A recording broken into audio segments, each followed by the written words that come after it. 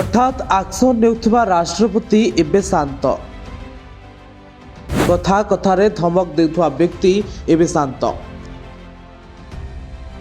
युद्ध धमक बदल धन्यवाद देउछंती राष्ट्रपति ट्रंप।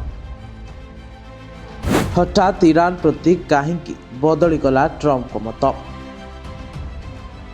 कथा कथारे जे युद्ध धमक दियंती किंतु काहींकी हठात बदली गला तांकर आभिमुख्य।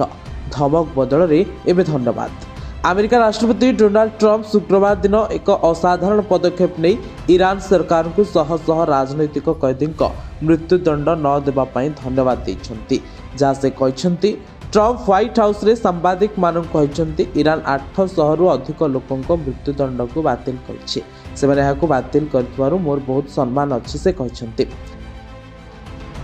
राष्ट्रपति सोशल मीडिया प्लेटफॉर्म रे कहिथिले जे ईरान ने 800 रु अधिक लोकों को मृत्युदंड दियाजिबार योजना थिला किंतु से कहते जे यह हेबो नाही।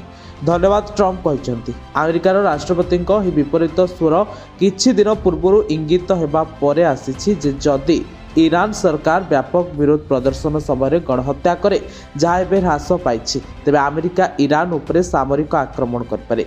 व्हाइट हाउस छाड़ी फ्लोरिडा ने थिबा तांको मार ए लोगो स्टेट आभिमुख्य जाउथवा समय ट्रंप सांबादिक मानक कहथिले जे ईरान ने 800 रु अधिक लोकों को मृत्युदंड दियाजिबार योजना थिला किंतु सेमाने याको बातिल कर दैछंती। मु से निष्पत्ति को बहुत सम्मान करे। तापरे ट्रंप तांको सोशल मीडिया प्लेटफॉर्म रे लिखिथिले जे 800 रु अधिक लोकों को मृत्युदंड दियाजिबार योजना थिला किंतु ताहा आउ हेबो नाही। मु बहुत सम्मान करे जे ईरानी नेतृत्व समस्त मृत्युदंड जहाँ 800 रु अधिक थिला बातिल करथिले। धन्यवाद ट्रंप को बयान एपरि समय आसी जेतेबेले से गत किछि दिन धरी इंगित दे आछुचंती जे जदि ईरान ने प्रतिवादकारी कैदी मानकर बड़ धरणर हत्या घटे तेबे अमेरिका सामरिक कार्यानुष्ठान ग्रहण करि परिबो।